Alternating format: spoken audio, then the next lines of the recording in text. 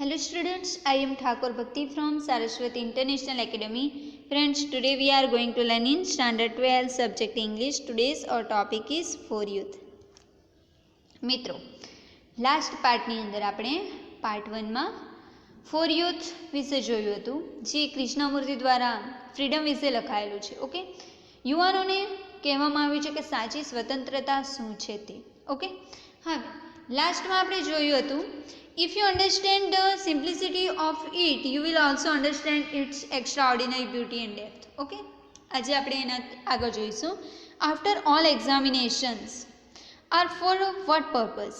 Sorry, after all examinations are for that purpose, to give you a position, to make you somebody. હવે આપણે જોઈએ તો examination જે છે એ પરીક્ષા, બરાબર, તો એનો પર્પઝ શું છે?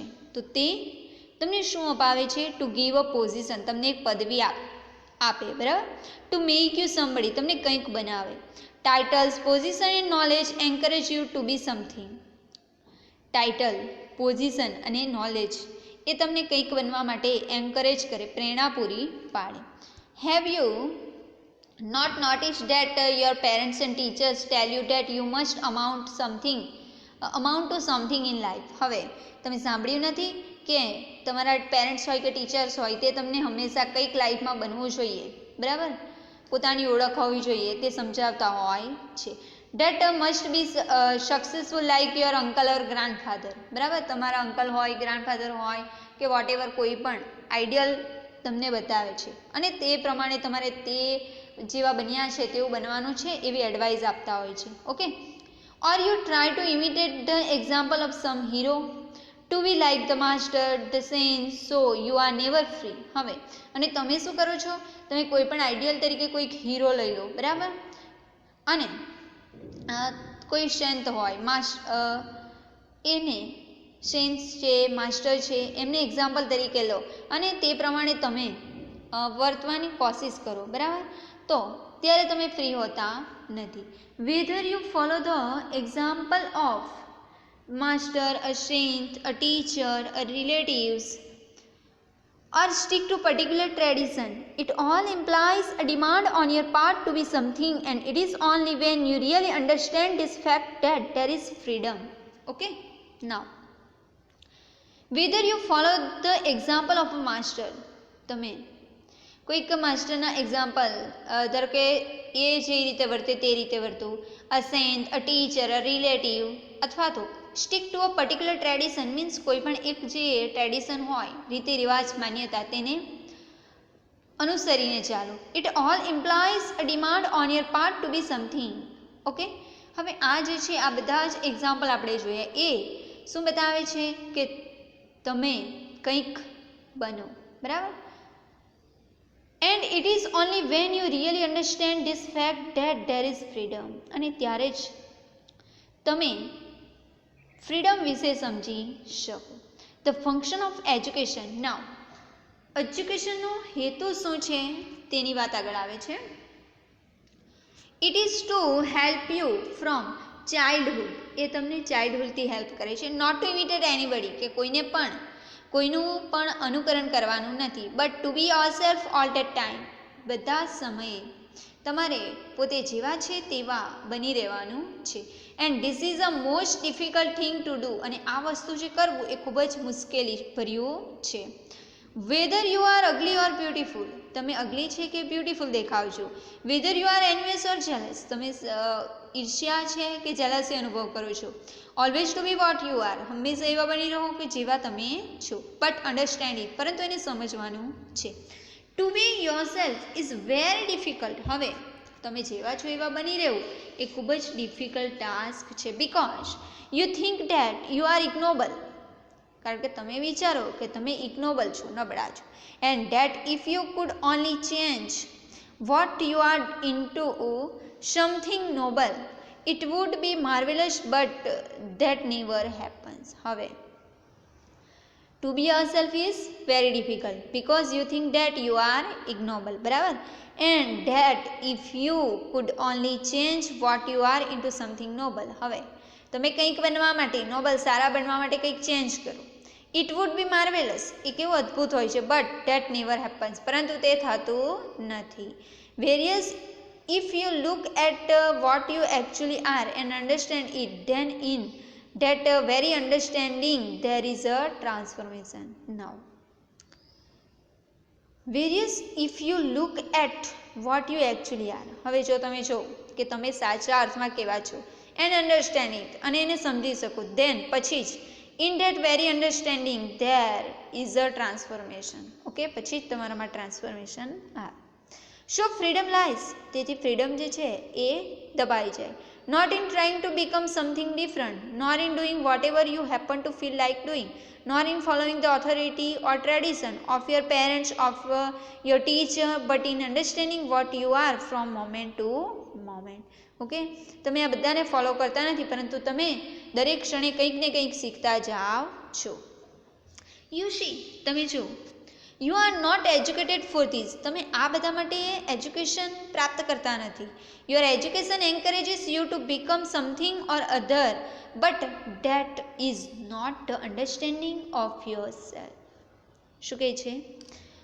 Your education encourages you to become something, તમારું જે એજ્યુકેશન છે એ તમને કંઈક બનવા માટે પ્રેરણા આપે છે, but there is not understanding of your self, પરંતુ એ તમે કોણ છો એ તમે ઓળખી શકતા નથી, તમે કેવા છો એ તમે જાણી શકતા નથી. Your self is a very complex thing, તમે પોતે એક ખૂબ જ કોમ્પ્લેક્સ થિંગ્સ છે, જટિલ. It is not merely the entity that goes to school, that quarrels, that play games, that is afraid, but it is also something hidden, not obvious. એ શું છે? તો it is not merely the entity that goes to school.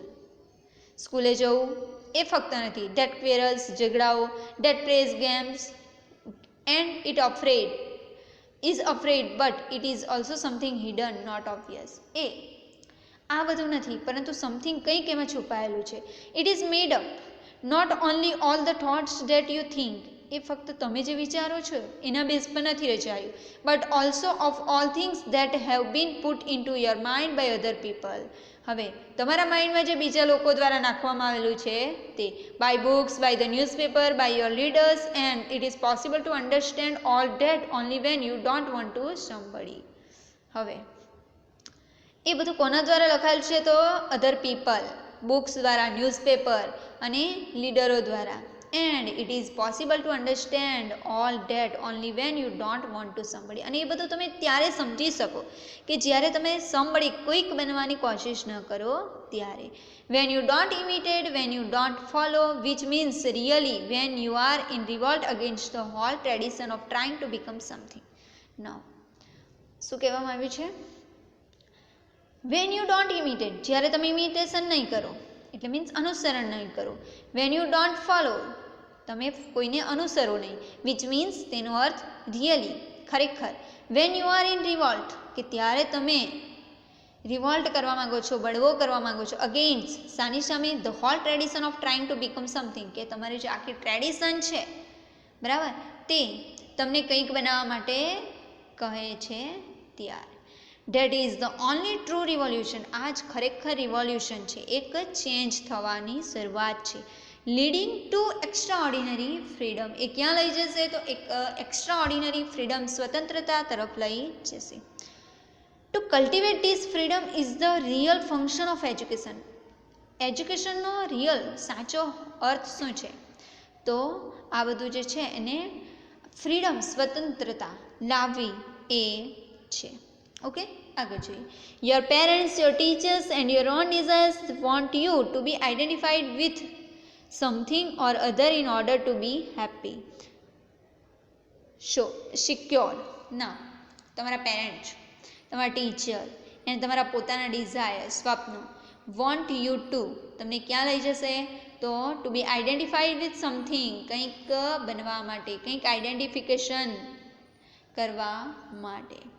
But to be intelligent, must you not break through all the influences that enslave and crush you? શું કે? Something or other in but to be intelligent, પરંતુ કેવું બનવાનું છે? Intelligent, એટલે કે બુદ્ધિશાળી.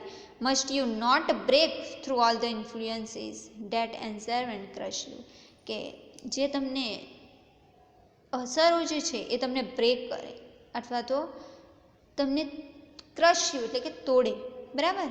તો એ પાછળ તમારે જવાનું નથી, પરંતુ તમારે કેવા બનવાનું છે? બુદ્ધિશાળી. The hope of a new world is in those of you who begin to see what is false and revolt against it, not just verbally but actually. હવે the hope of the new world is in those of you.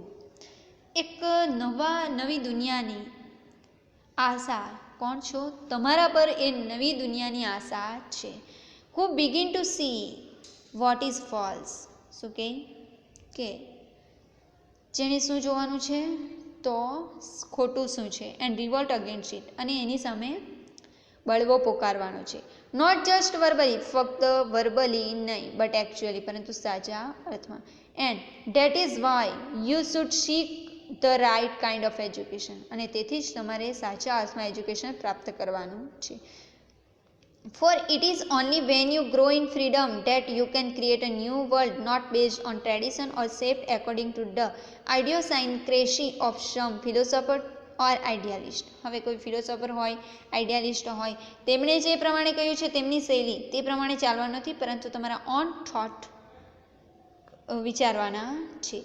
But there can be no freedom as long as you merely trying to become or imitate a noble example. હવે આ બધું ત્યારે શક્ય નથી જો તમે Nobel example કે કોઈકને ઇમિટેટ કરવાનું, બરાબર, કોઈકને એક્ઝામ્પલ તરીકે લો અને તેણે જેમ કર્યું હતું કે તેના નિયમો અનુસાર જો તમે ચાલ્યા કરો ટ્રેડિશન પ્રમાણે, તો સાચા અર્થમાં સ્વતંત્રતા, ફ્રીડમ મળશે નહીં. ઓકે ફ્રેન્ડ્સ, તો અહીં આપણું રીડ 1 ફોર યુથ કમ્પ્લીટ થાય છે. Thank you.